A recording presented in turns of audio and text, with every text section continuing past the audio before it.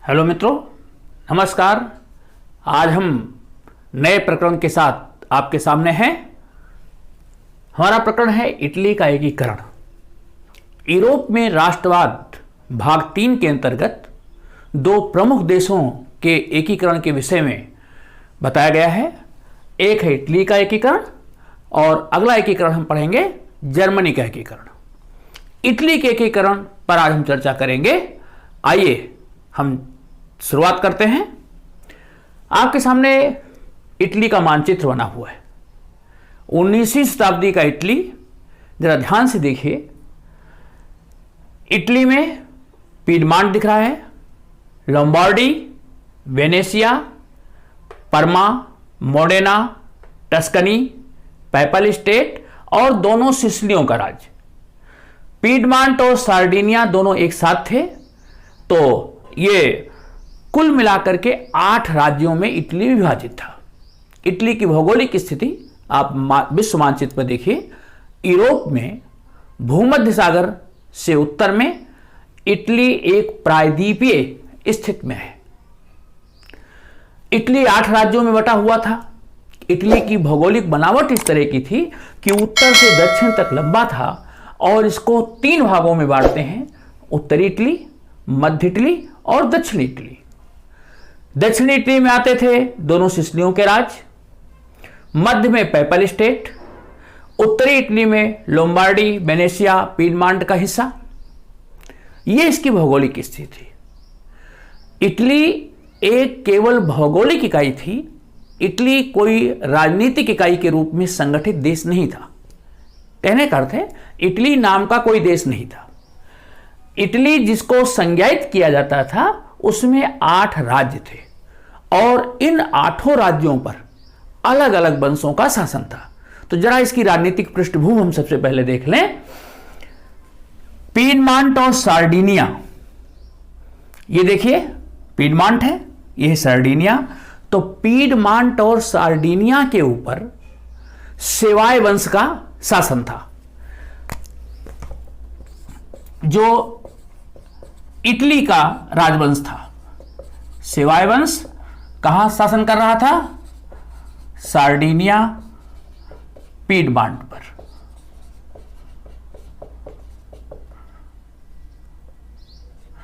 Okay. Lombardy, Venetia, Parma, Modena, Tuscany अर्थात उत्तरी Italy का एक बहुत बड़ा इलाका, यह किसके प्रभाव में था? उत्तरी इटली, जिसमें आते थे Lombardy, Venetia, Parma, Modena, Tuscany. इसके ऊपर ऑस्ट्रियाई प्रभाव था। ऑस्ट्रिया हंगरी, अगर विश्व मानचित्र में देखेंगे तो ऑस्ट्रिया हंगरी की लोकेशन यहां पर दिखाई पड़ेगी। तो उत्तरी इटली के ऊपर ऑस्ट्रिया का प्रभाव था। कैसे था वो भी हम डिस्कस करेंगे। मध्य इटली में पैपल स्टेट,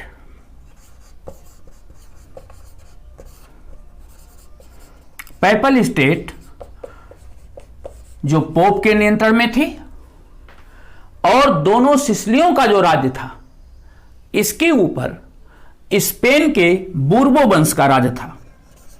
जो दोनों सिसिली थी, दोनों सिसिली का राज्य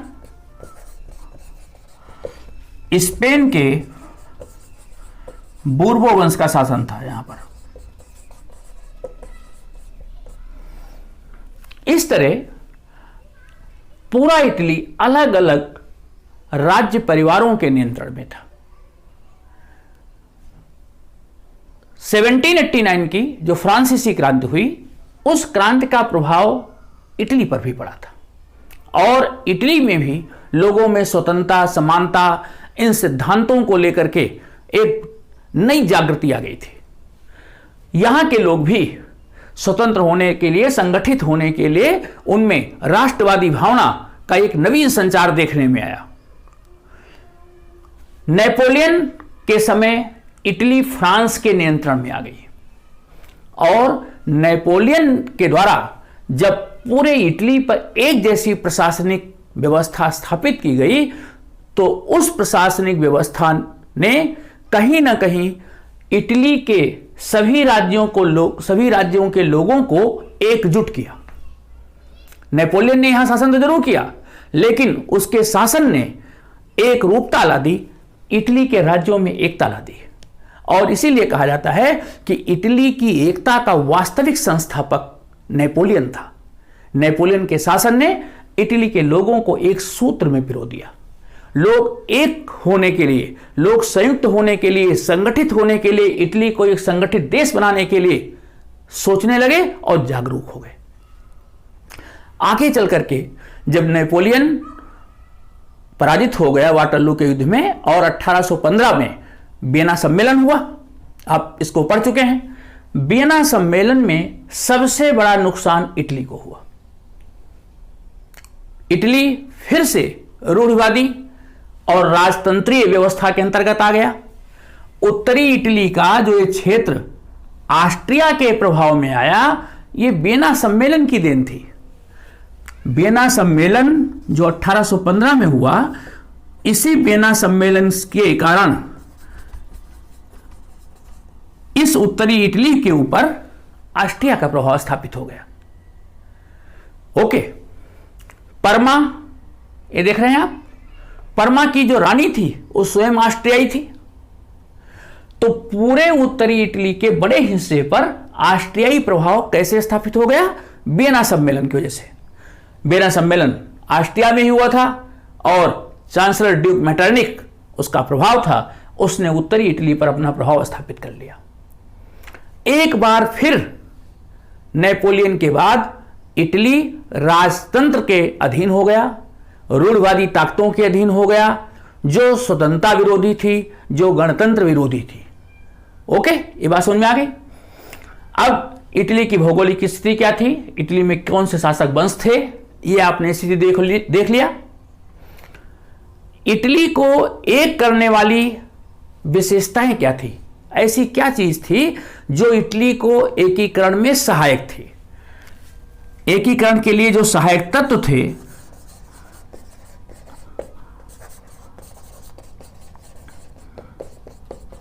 जो इटली को एक होने में कहीं ना कहीं सहायता दे रहे थे, ऐसे कौन से तत्व थे? जरा इस पर हम चर्चा कर लें। जो इटली के 8 राज थे, ये सभी कैथोलिक चर्च के मानने वाले थे। पहली बात तो इनमें धार्मिक एकता थी, कैथोलिक चर्च को मानने वाले थे।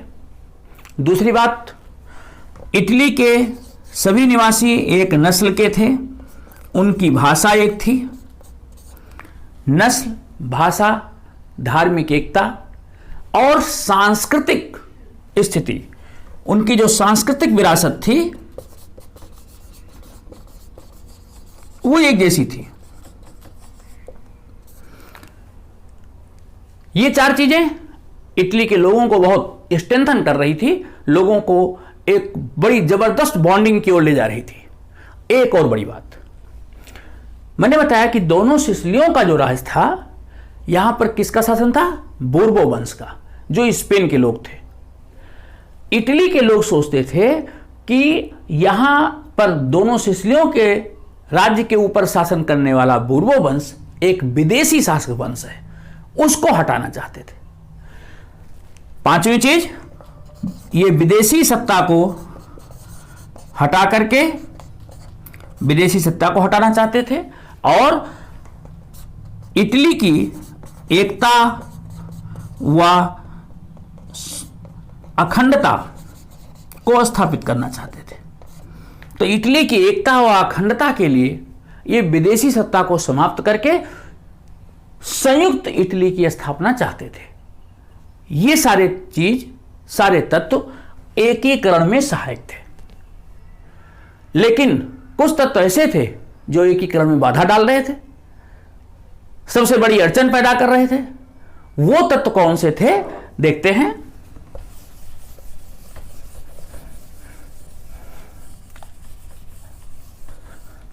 एकीकरण में बाधक तत्व,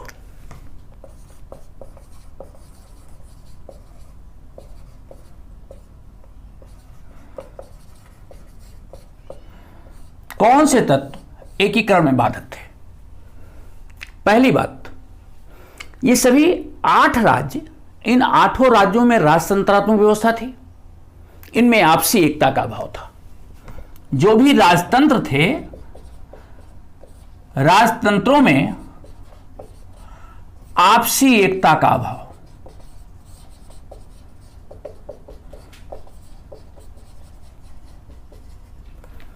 इनमें आपसी एकता नहीं थी। दूसरी बात, अगर संयुक्त इटली हो जाता तो शासक कोई एक होता। अभी सभी अलग अलग शासक थे। इटली के सभी शासक स्वतंत्र थे, बिना किसी दबाव के शासन कर रहे थे। अगर इटली संयुक्त होता तो शासक कोई एक होता। इसलिए ये लोग संयुक्त इटली के खिलाफ थे। इनका एजेंडा संयुक्त इटली नहीं था, क्योंकि संयुक्त इटली इनके हितों के विरुद्ध था। दूसरा, इटली में जो सामंत थे, जो कुलीन वर्गीय लोग थे,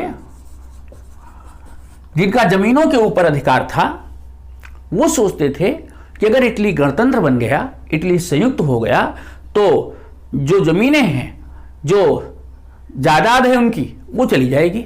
तो सामंत और कुलीन वर्ग भी संयुक्त इटली के विरुद्ध था, वो भी इसको समर्थन नहीं दे रहा था।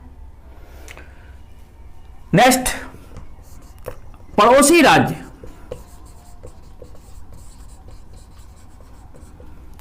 यहां पर उत्तर में ऑस्ट्रिया हंगरी है, जो सबसे शक्तिशाली देश था इस क्षेत्र का, और वो कतई नहीं चाहता था कि इटली एक हो।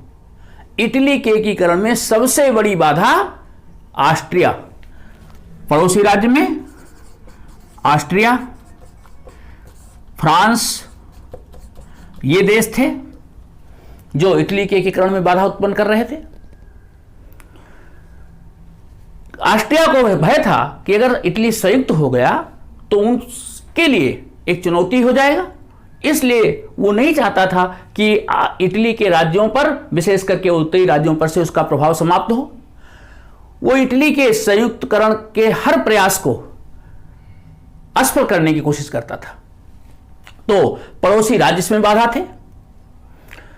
इटली का औद्योगिक विकास ब्रिटेन की तरह हुआ नहीं था, तो इटली में आर्थिक विकास भी नहीं था जिससे कि आर्थिक स्थिति अच्छी हो। लोग सामान्य जीवन जी रहे थे, उनमें उतनी आर्थिक मजबूती या सेना की मजबूती भी नहीं थी। जो राज्य थे छोटे थे, केवल एक राज्य पीडमांट और सार्डिनिया जो था, यही एक शक्तिशाली राज्य था। और वास्तव में इटली का राजघराना सेवाय वंश इसी पर शासन कर रहा था। सार्डिनिया पीडमांट ही अकेला सबसे बड़ा राजघराना था और यह चाहता था कि इटली एक हो। ये परिस्थितियां थी।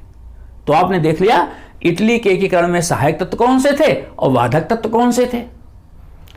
अब पिक्चर क्रिस्टल क्लियर है। अब हम आगे चलते हैं कि इटली को एक करने का प्रयास कैसे हुआ, कौन लोग थे पर्दे के पीछे जो इटली को एक करना चाहते थे, इटली के एकीकरण में कौन से प्रमुख हीरो थे।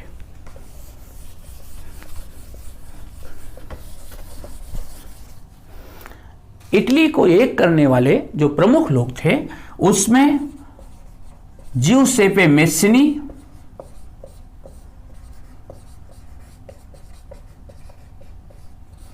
दूसरा नाम आता है काबूर, तीसरा नाम है गैरीवाल्डी,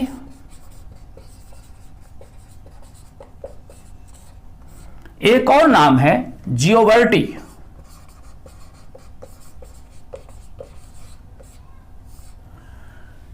जिउसेपे मेस्सिनी ये गणतंत्र समर्थक था।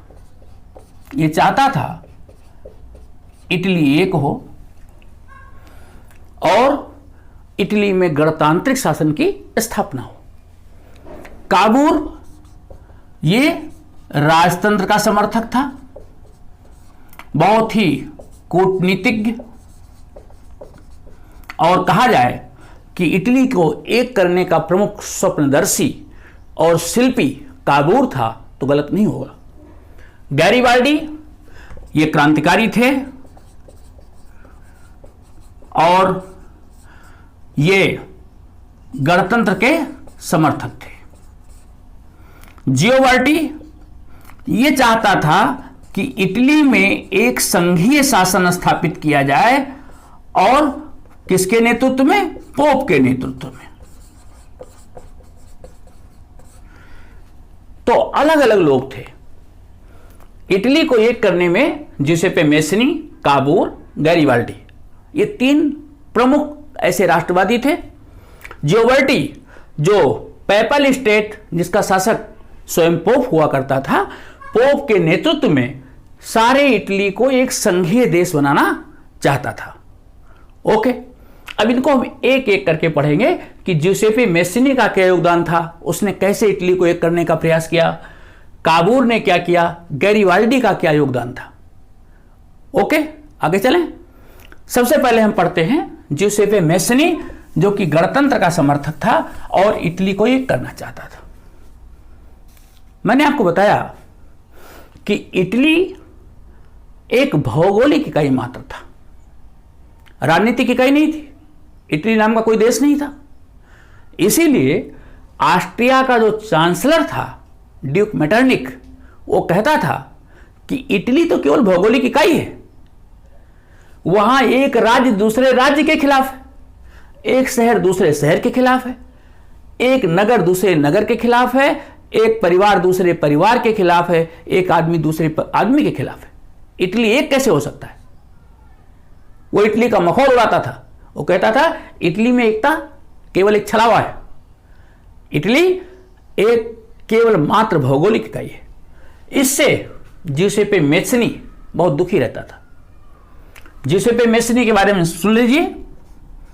1807 में जिनेवा में इसका जन्म हुआ। शिक्षा प्राप्त करने के पश्चात जब ये युवा हुआ तो इसने इटली की दुर्दशा देखी। जिसेपे मेस्नी का इरादा था कि इटली एक संयुक्त राष्ट्र के रूप में स्थापित हो। जब इसने शिक्षा प्राप्त की तो इसको लगा कि राष्ट्र मानव की एक प्राकृतिक इकाई है। उसने कहा कि राष्ट्र मानव के एक प्राकृतिक इकाई है। किसी भी एक भौगोलिक स्थान में रहने वाली जनता को संगठित रूप से राष्ट्र के रूप में होना ही चाहिए। उसने कहा इटली इस छोटे छोटे पैबंद के रूप में नहीं रह सकता, छोटे छोटे राज्यों के रूप में नहीं रह सकता। इटली का एकीकरण अनिवार्य है, क्योंकि राष्ट्र मानव के लिए एक प्राकृतिक इकाई है। उस सिद्धांत में विश्वास करता था। बहुत क्रांतिकारी विचारों का था। 1807 में उसका जन्म हुआ। 24 वर्ष की अवस्था में ही लिगुरिया प्रांत में क्रांति हुई और उस क्रांति में एक वहां संस्था थी कार्बोनेरी। कार्बोनेरी एक गुप्त संस्था थी जो अंडरग्राउंड रह करके आतंकवादी क्रांतिकारी गतिविधियां करती थी।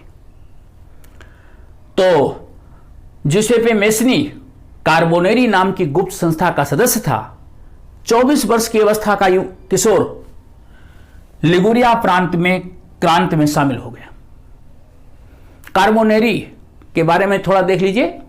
कार्बोनेरी एक गुप्त संस्था थी जिसकी स्थापना 1810 में नेपल्स में हुई थी।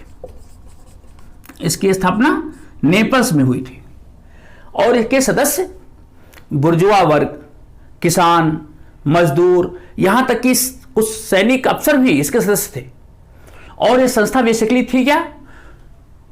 कोयला की खदानें होती हैं, उनमें कोयला खोदने वाले जो लोग थे ये उनकी संस्था थी, जो विशेषकर कोयला खान में काम करने वाले मजदूरों की एक गुप्त संस्था थी जो क्रांतिकारी सिद्धांतों में विश्वास करती थी।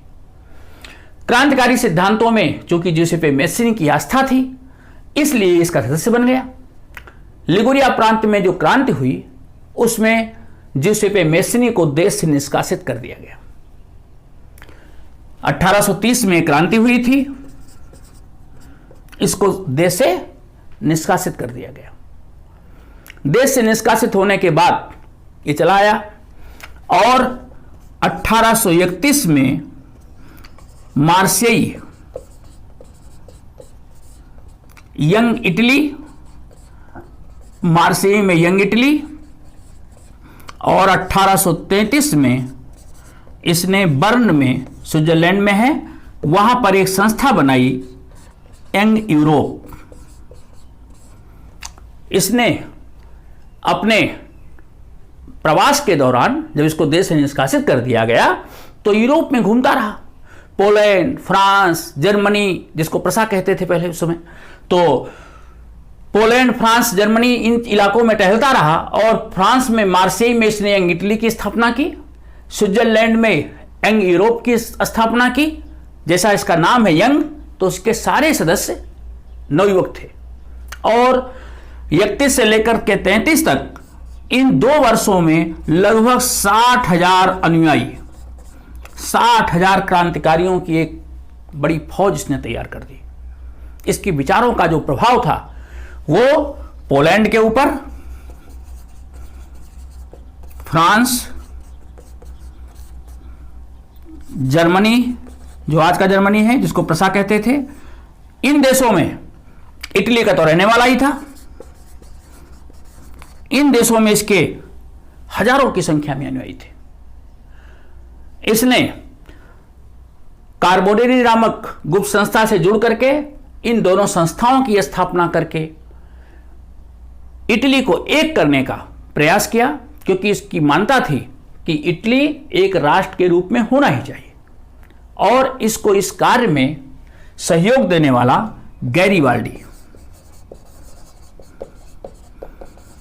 गैरीबाल्डी ने भी इसको सहयोग दिया। तो क्रांतिकारी गतिविधियों के माध्यम से इटली को संयुक्त करने का काम यंग इटली और यंग यूरोप जैसी संस्था को बना करके, लोगों को जागरूक करके, देश में क्रांतिकारी गतिविधियों का संचालन करके मेस्नी ने यह काम किया। दूसरा इसका सहयोगी था गैरीबाल्डी।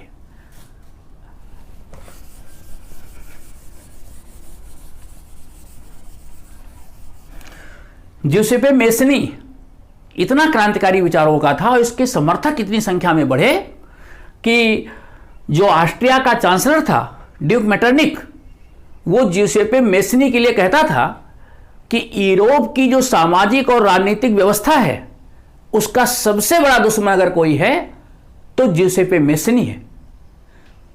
अर्थात ज्यूसेppe मेस्नी के प्रभाव से वो इतना भयभीत था, वो समझता था कि नवयुवकों को उत्तेजित करके पूरे यूरोप में इस प्रकार की क्रांतिकारी गतिविधियां करवा सकता है, इसलिए इसको सामाजिक और राजनीतिक व्यवस्था का सबसे बड़ा दुश्मन उसने बताया था।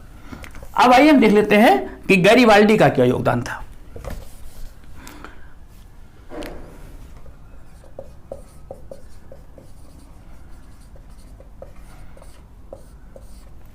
कुछ चीजें बड़ी इंटरेस्टिंग होती हैं। अभी हमने बताया कि मेस्नी का जन्म कहां हुआ था, जिनेवा में 1807 में। गैरीबाल्डी का जन्म भी 1807 में हुआ था। घटनाओं को इस तरह को रिलेट करके याद रखेंगे तो चीजें हमेशा याद रहेंगी। उसका जन्म जिनेवा में हुआ था, इसका जन्म नीस में हुआ था, दक्षिणी इटली में नीस में हुआ था। इसके पिता एक जहाज के मालिक थे।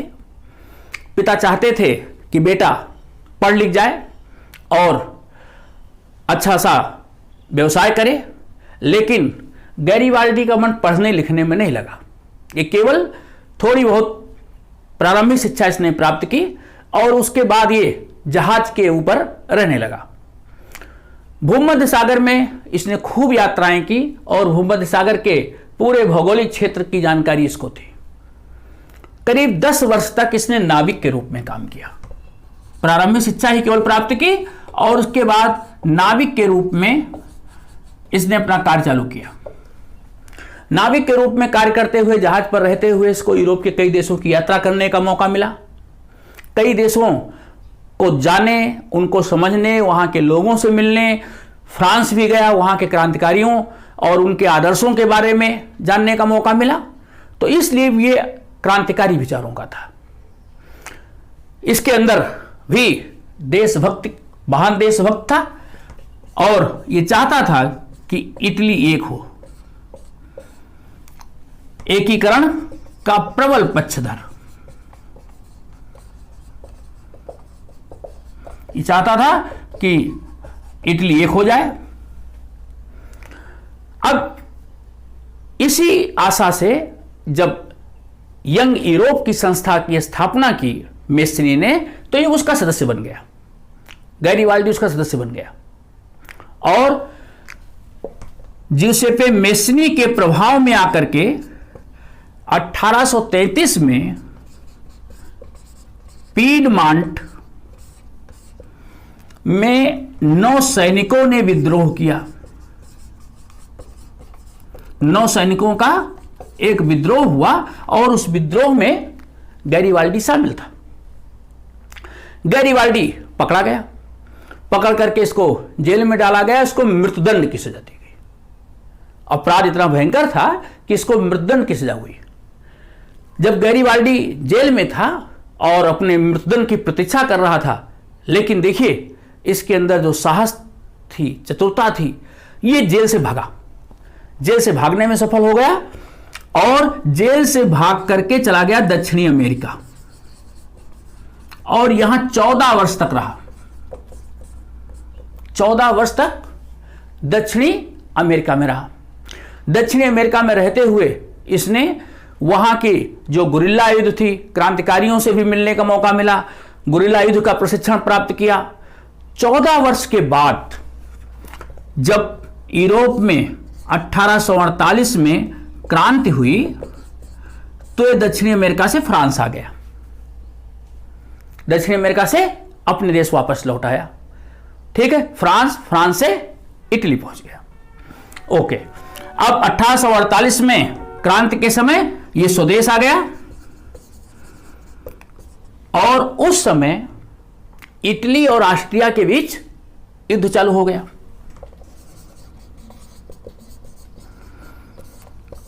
सार्डिनिया पीडमांट का शासक था चार्ल्स एल्बर्ट। चार्ल्स एल्बर्ट के साथ इसने ऑस्ट्रिया के खिलाफ युद्ध में भाग लिया। इसके पास अपने समर्थकों की एक अच्छी फौज थी, रोम की सुरक्षा का इसने जिम्मा ले रखा था, लेकिन इस युद्ध में गैरिबाल्डी और उनके समर्थकों की हार हुई।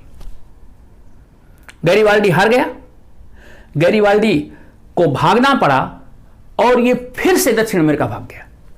इस 1848 के बाद जो ऑस्ट्रिया और इटली का जो युद्ध हुआ, इस युद्ध में गैरिबाल्डी को पराजित होना पड़ा और ये फिर से दक्षिण अमेरिका चला गया।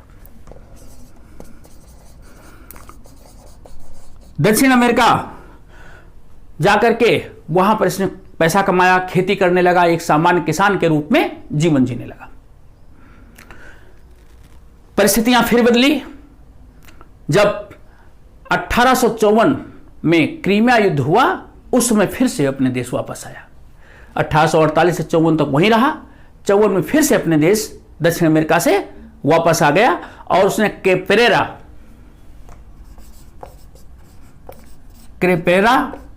एक द्वीप खरीद लिया।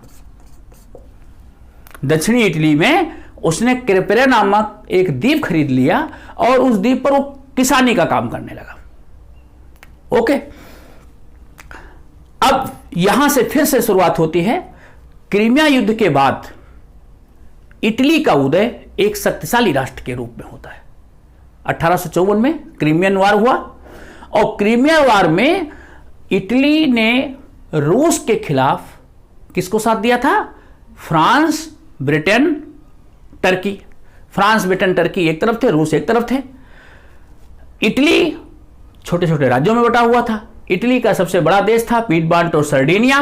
पीडमांट और सर्डिनिया ने इंग्लैंड का साथ दिया और परिणाम यह हुआ कि इटली, जिसको अभी तक लोग राजनीतिक इकाई के रूप में नहीं मानते थे, छोटे छोटे राज्यों में बटा हुआ था, अब सर्डिनिया पीडमांट की स्थिति एक शक्तिशाली देश के रूप में हो गई। अब फिर से गैरिबाल्डी को मौका मिला। गैरिबाल्डी ने दक्षिणी इटली में अपने अनुयायियों का एक बड़ा ग्रुप तैयार किया और इसने लाल कुर्ती दल नामक एक संगठन बनाया जिसके लगभग 30,000 अनुयायी थे। 30,000 अनुयायियों की एक फौज थी और इन 30,000 अनुयायियों की फौज लेकर के इसने जो दोनों सिसिलियों का राज्य था, नेपल्स और दोनों सिसिलियों का राज्य, इसको 1860 में जीत लिया। 1860 में इसने इन दोनों राज्यों को जीत लिया। मैंने बताया एक देशभक्त था, ये इटली को केवल एक करना चाहता था, कोई महत्वाकांक्षा नहीं, कोई पद की लिप्सा नहीं। सर्डिनिया पीडमांट का शासक था विक्टर इमैनुअल सेकेंड।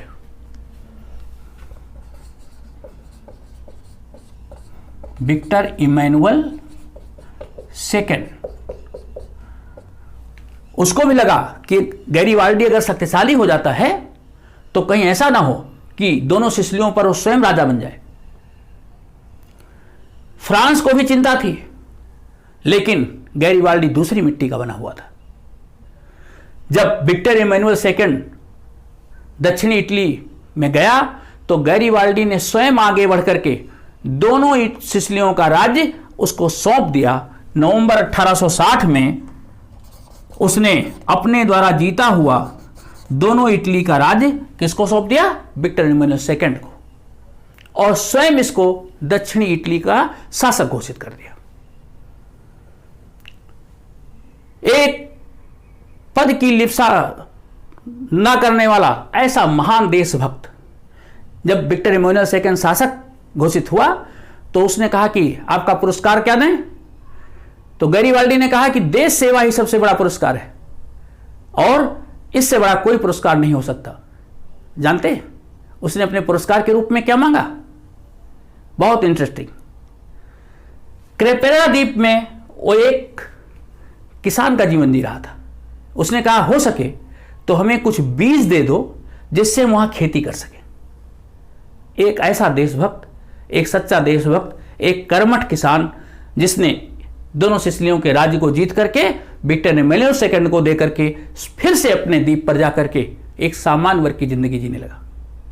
ऐसे देशभक्त थे गैरिबाल्डी। तीसरा व्यक्ति जिसने इटली के एकीकरण में सहयोग दिया वो था काबूर।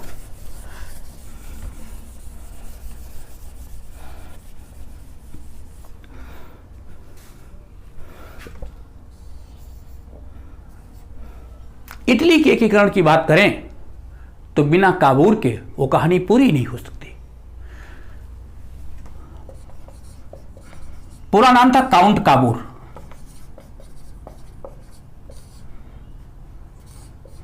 काउंट काबूर का जन्म 1810 में ट्यूलिए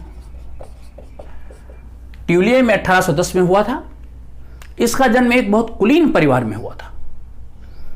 अच्छी शिक्षा प्राप्त की। अच्छी शिक्षा प्राप्त करने के बाद इसने सेना में इंजीनियर के रूप में कार्य करना चालू किया, लेकिन सेना में कुछ ही दिन इसने सर्विस की। सेना में सर्विस करने में इसका मन नहीं लगा और ये सेना से त्याग पत्र देकर के वापस आ गया।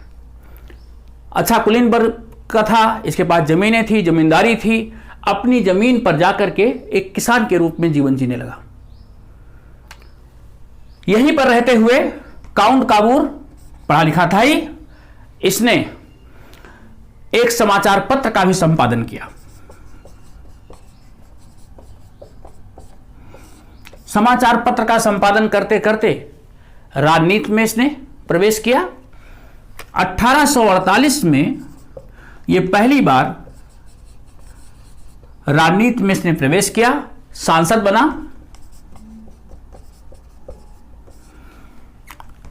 और इसको 1850 में मंत्री बना दिया गया।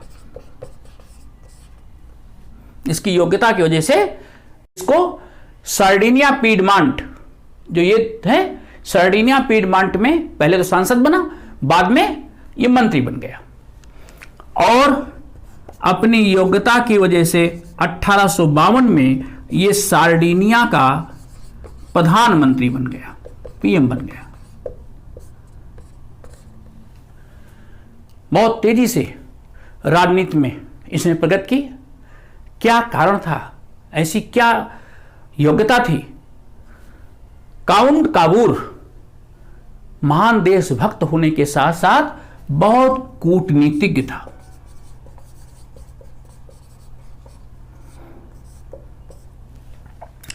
इसीलिए कहते हैं कि इटली का जो एकीकरण है वो काबूर की देन थी। काबूर ने क्या किया, क्या क्या उसके सुधार थे, कैसे इटली के एकीकरण को उसने मूर्त रूप प्रदान किया, आइए देखते हैं।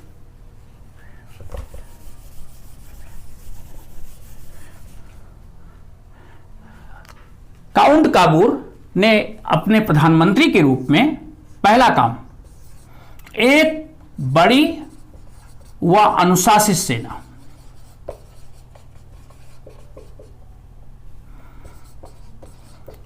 $95,000 सैनिकों की एक बड़ी फौज ने इकट्ठा की। सार्डिनिया पीडमांट के नेतृत्व में उसने एक बड़ी फौज, क्योंकि जानता था कि भविष्य में होने वाले युद्धों के लिए सेना जरूरी है और बिना सैनिकरण के, बिना युद्ध के देश का एकीकरण होने वाला नहीं। दूसरा, उसने आर्थिक विकास, किसी देश की समृद्धि के लिए आर्थिक विकास बहुत जरूरी था, तो आर्थिक विकास के लिए उसने व्यापार, रेलवे, बैंकिंग, शिक्षा, इनका विकास किया। बैंकिंग, शिक्षा, रेलवे, इनका विकास उसने किया जिससे कि देश आर्थिक रूप से समृद्ध हो सके। फिर उसने कूटनीतिक प्रयास किया। कूटनीतिक प्रयास कैसे? फ्रांस के साथ मित्रता,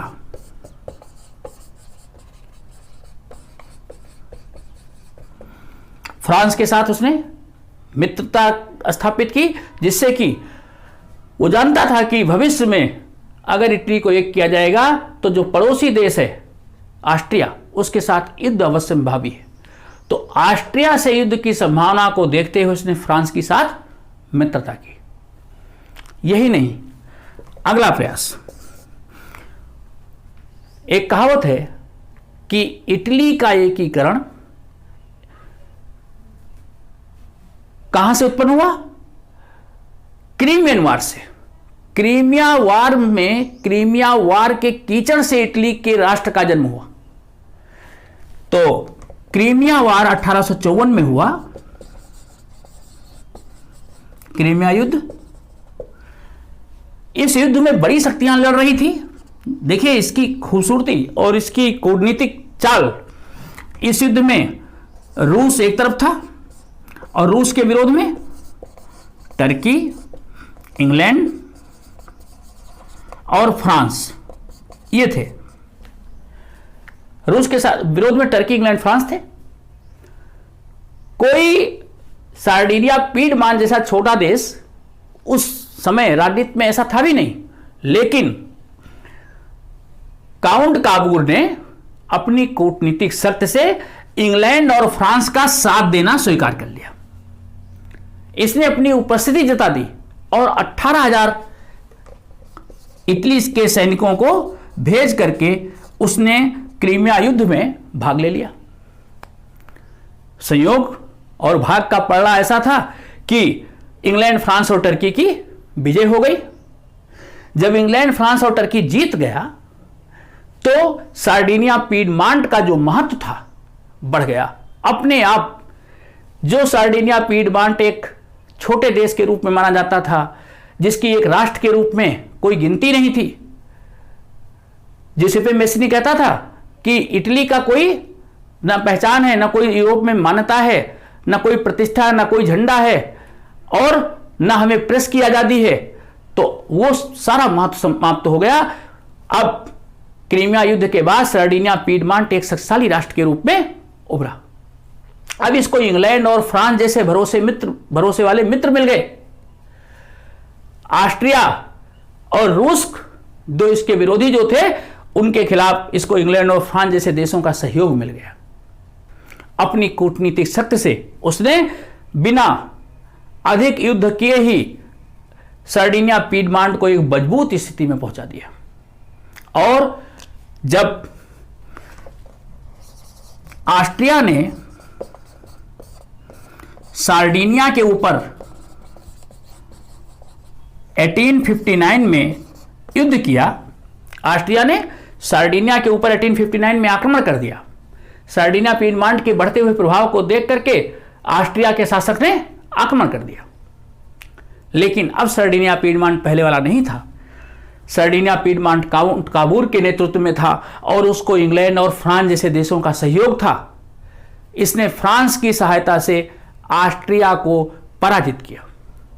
गैलेंटो और सेल्फेरिनो के जो युद्ध में ऑस्ट्रिया को पराजय का सामना करना पड़ा। और जो लोम्बार्डी था, जिसके ऊपर याद रखिए, लोम्बार्डी के ऊपर किसका प्रभाव था? ऑस्ट्रिया का। लोम्बार्डी ऑस्ट्रिया के हाथ से निकल गया, इसके ऊपर पीडमांट का अधिकार हो गया। 1860 में लोम्बार्डी पीडमांट के अधिकार में आ गया। दक्षिणी सिसिली 1860 में गैरिबाल्डी ने जीत करके दे दिया इटली को। अब वेनेशिया, परमा, मोडेना और टस्कनी ये थे जिनको कि संयुक्त इटली में शामिल होना था। परमा, मोडेना, टस्कनी, वेनेशिया ये 1866 में, पैपल स्टेट 1870 में इटली में शामिल हुए। लेकिन तब तक काउंट काबूर की मृत्यु हो चुकी थी। काउंट काबूर 1861 में उसकी मृत्यु हो गई। उसके नेतृत्व में लोम्बार्डी जीता गया, ऑस्ट्रिया का प्रभाव समाप्त हो गया। इसकी वजह से फ्रांस और इंग्लैंड जैसे मित्र मिल गए। जब इसकी मृत्यु हुई तो ब्रिटिश संसद में ब्रिटिश प्रधानमंत्री लॉर्ड पामस्टर ने कहा कि इटली का एकीकरण काबूर की देन है। इसके महत्व को उन्होंने उस समय हाईलाइट किया। आगे चल करके ज्यूसेपे मेस्नी के नेतृत्व में 1866 में वेनेशिया, परमा, मोडेना, टस्कनी और 1870 में पैपल स्टेट, जहां का शासक पोप हुआ करता था, वो भी इटली में शामिल हो गया। तो इस प्रकार 1870 में इटली का एकीकरण पूरा हो गया। आपको वीडियो कैसा लगा? आप अपनी प्रतिक्रिया जरूर देंगे, अपने मित्रों को भी शेयर करेंगे, सब्सक्राइब करेंगे और निसंदेह अपनी प्रतिक्रिया के साथ हमें टेलीग्राम पर आप जुड़ेंगे। ज़्यादा से ज़्यादा दोस्तों तक इस वीडियो को पहुंचाएं और लाभान्वित हों। धन्यवाद।